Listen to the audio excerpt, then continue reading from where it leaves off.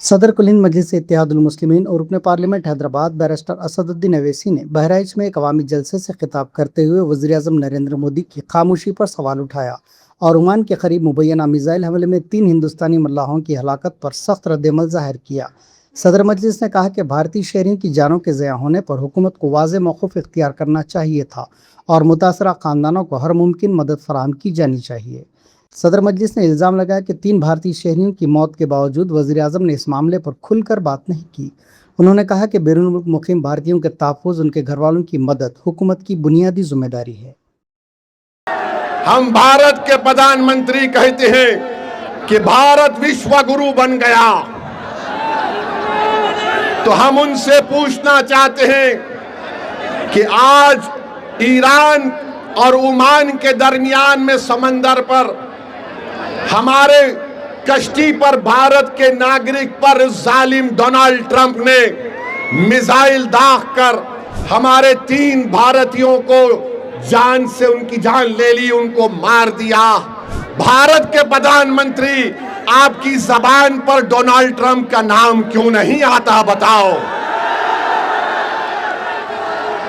3 भारत के नागरिक मारे गए और हम डोनाल्ड ट्रंप ने जो हरकत की, मिसाइल मारकर हमारे 3 भारत के नागरिक को मार दिया, उसके नरेंद्र मोदी उसकी मजम्मत नहीं करते हैं।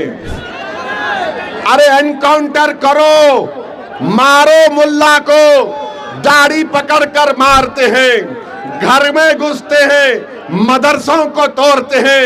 अरे तुम कैसे बहादुर हो, तुम तो बुज़दिल हो, बुज़दिल हो। 3 भारत के नागरिक मारे गए और 133 करोड़ जनता का प्रधानमंत्री उसका कंडेम तक नहीं कर सकता।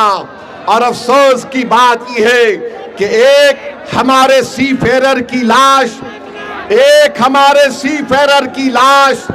2 दिन से वहां पर रखी हुई है।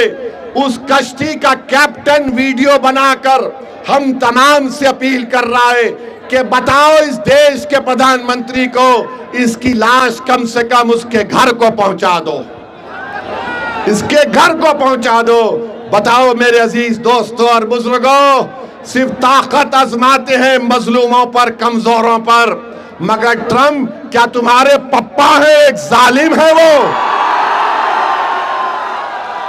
ट्रंप पर कुछ नहीं बोला जाता। ऐसा लगता है कि मोदी जी से जब बोलेंगे अरे ट्रंप को बोलो, ट्रंप ही और नेतन्याहू ने मिलकर इस जंग का आगाज किया है।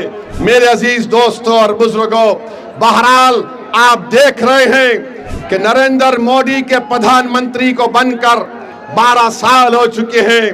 कीमती आसमानों को छू रही हैं, गरीबों के गैस के सिलेंडर कम कर दिए गए, आज हम कर्जों में डूब रहे हैं। बहरहाल मेरे अजीज दोस्तों और बुजुर्गों, मैं यही चंद बातें आपके पास रखने के लिए आया हूं और इंशाअल्लाह ताला आता रहूंगा।